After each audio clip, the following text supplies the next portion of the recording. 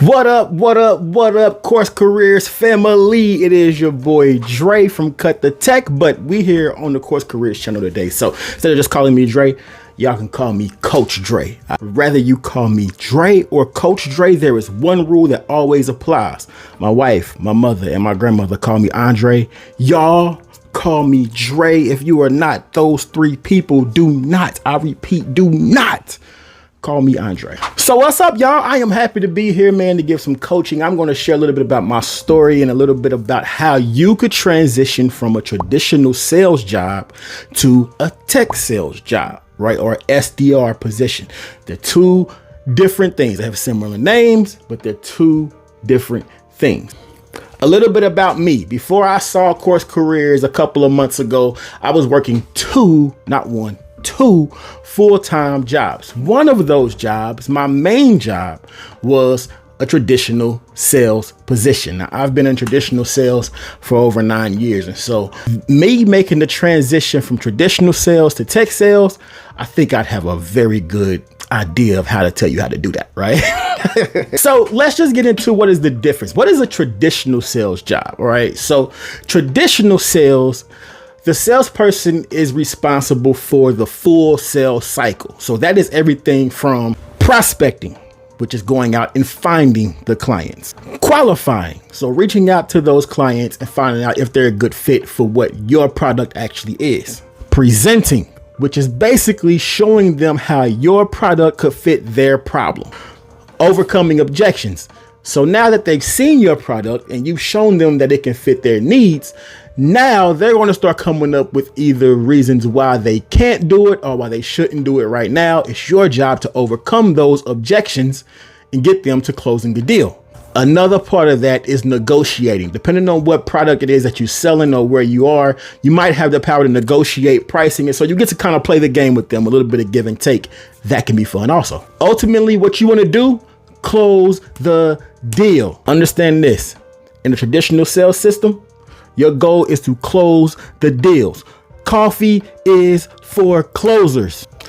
Now, one of the main pros of being a full sales cycle, traditional sales position, is you get to build long-lasting relationships with people. That's one thing that I did love. I did enjoy having conversations with some of my clients, because in my position, not only did I do all those things, but I also, after they became a client, I was then their account executive that watched over their account and made sure they were taken care of as long as they were with our company. So I've got friends who I've developed from those relationships who still, even though I'm not that company no more, to this day, we still talk. They're great. I know their kids. I know what they like. I built good relationships. It's fun. Now, in comparison, what is a tech sales job, or specifically a SDR or BDR role? So as a SDR or a BDR, you do not do the full sales cycle. Okay. Your job is to do just the first part of it. So you're responsible for the prospecting. So you're reaching out to the companies. You're finding who are the right ICPs or ideal customer profiles, or who are the buyer personas within the company. And then you're doing your due diligence to find out how to reach them, whether it's by call or by text, or if it's by email, or it could be LinkedIn, or whatever type of outreach your particular company is doing.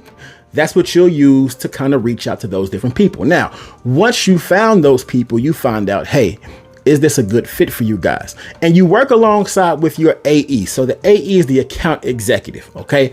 Their job is to be the one who does the presenting, the closing, and all that good stuff. So you work alongside of them. You do the first half. All your job is to set up the meeting with your AE with a qualified buyer so that your AE can have a successful meeting with that person. So if I were to explain the difference between the two with an analogy, I'll use a sports analogy, right? As a traditional salesperson, I felt more like LeBron when he played for the Cavaliers early in his career. Right? He had no help. It was just him. He had to do it all. He had to shoot. He had to play defense. He had to rebound. He had to do everything. And he got the satisfaction of taking that team all the way to the finals by himself. Right? That's a huge accomplishment. I'm sure he had fun doing it. But When I switched over to become a tech sales or a SDR, I felt more like this picture right here. See, no longer was I LeBron. See, now my AE is LeBron. I feel more like Dwayne Wade. So it's my job to go out and find out who it is that we're going to talk to, who's qualified to talk to my AE. I say it's kind of like I get the rebound. It's my job to run the floor, read the defense. And then at some point, I know that this monster's coming behind me. So I just dish off the assist and I look at the crowd like this while my AE does the rest of the work. If y'all learn anything about me in the way that I coach, I'm going to give an analogy. And more than likely, it's probably going to be a sports analogy. Now, with that being the case, now that you know the difference between the two, here's a question I get all the time. Dre, do I have to be a salesperson in order to do tech sales? And the quick answer to that is no. CourseCareers is going to teach you everything that you need to know on how to be a SDR or a BDR specifically. Every single thing that you need to know how to do that job, you can do it without being a salesperson. Now, I will say this. If you're coming from a traditional sales background, some of those skills will be transferable. And for me, it was just the love of being on the phones, right? You cannot be afraid to be on the phone if you're going to be an SDR. But if you're somebody that's about a traditional sales background, you're coming from a background of being on the phones. Me personally, at my last position, I was already having to make 60, 80, 100 calls a day. I already knew what that was. So now being on the phone is nothing for me. Actually, being on the phone is actually fun for me. So I like talking to people. I like getting to know people. I like being personable with people. And all that lends itself to being a good SDR because you know how to speak to them. You know you're interrupting their day. You know how to meet them where they are and then find out what their needs are and then just set up a meeting for them. It's pretty simple. Okay, so let's give a couple of differences between the two now that I've broken into tech sales, right? One major thing that I realized is different is the work environment. Now, at my last position, I had a hybrid role. So I was at home or working from home 2 days a week, but we had to be in office at least 3 days a week. Now, there may be some tech sales jobs where you have to be in office, but I'm just giving you my experience, right? I work 100% remote at my new position, right? And so working in that environment while I work from home has its benefits. Another thing I noticed about the two is the work environment is different. So at my traditional sales jobs, the quotas were super high. The upside of how much you can make was great, but the quotas were so high that often you would find that the turnover rate would be extremely high, right? And so a lot of people would have a negative mind frame coming to work because it's a fear thing. I have to hit my quota. I have to hit my quota. I have to hit my quota. And a lot of times that quota is hard to hit. Well, here on the tech sales side, we still have quotas also, but everyone that I've run into has seemed to have a much better outlook on their quotas.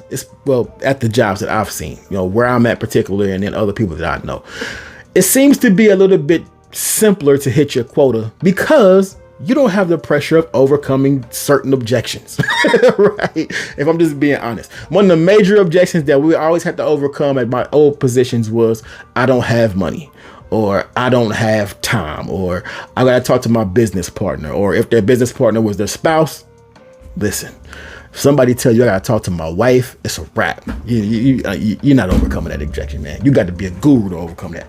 But over here in tech sales, the biggest objection I have to overcome is, hey, I don't have time to talk right now. Okay, great.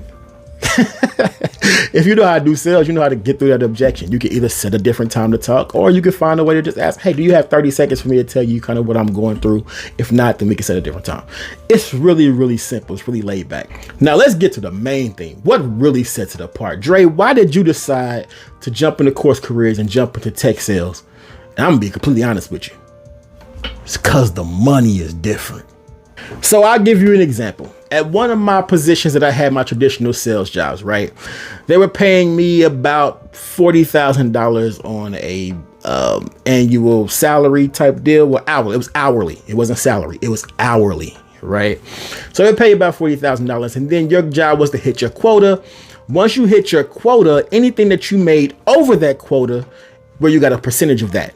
Well, the problem, like I said before, was the quota was extremely high in some places. And so majority of people just didn't they didn't get to bonuses because they struggled just to get to the quota, right? Now, compare that to what I've seen as an SDR. So you've got a base salary, right? Which was more than what my base salary was at my last position. And then you have your on target earnings. Your on target earnings is pretty much your quota. So for my last job, I had to hit this quota. Well, here with your on target earnings, if you hit that particular number, just enough to pretty much keep your job, well, then you get extra bonuses. It's almost $25,000 more than what I was making from the last position. So doing less work, because I only do half the sales cycle, having an easier quota to get to, and then getting almost twice the pay. Where do I sign up again? Not only that, but at some companies, you can go over your quota. And so then you have accelerators. And so the further you get up that number of whatever your quota is, it could be 4, it could be 12, it could be 20. It all depends on what company you work at. But as those accelerators kick in, you can really start to run that bag up. And speaking of running up the bag, here's what I love most about what I've experienced in tech sales so far: the trajectory of growth. So I would see people at traditional sales places where I worked at, they would get stuck, and then people either quit or get fired, and the turnover was like over and over and over, like a revolving door of people going in and out of that place. Well, in tech sales, it's a little different because, like I said, as those accelerators kick in and as you're doing your job, the career path to grow is like pretty much set out for you. So you could end up being a senior SDR or BDR. You could end up going up to be an account executive if you want. And every time that you move up, that number goes up, right? So you could easily start off at an entry-level position of an SDR, making on average, let's just say $70,000 a year. And then within a year and a half, 2 years, be making well over 6 figures.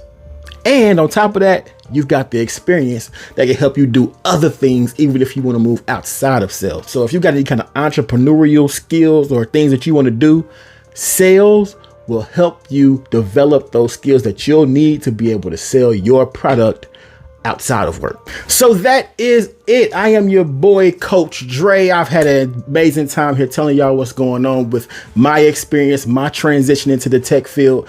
And so look, if you want more information about where you can follow me, you can go to my YouTube channel, Cut the Tech. There'll be a link down in the description for you to be able to go check that out. If you want some coaching from me, you like my coaching style, I'll also have a link down below where you can be able to get some one-on-one coaching with me or some group coaching with me. And on top of all that, if you're somebody who came across this channel and you haven't decided to get involved with CourseCareers yet, well, look, what are you waiting for?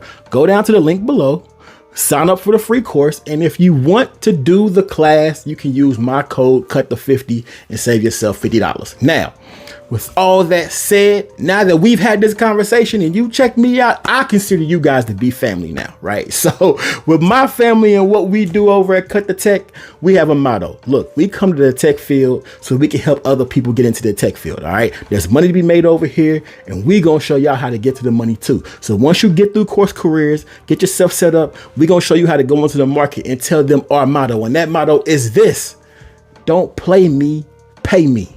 Cut the Tech. You heard?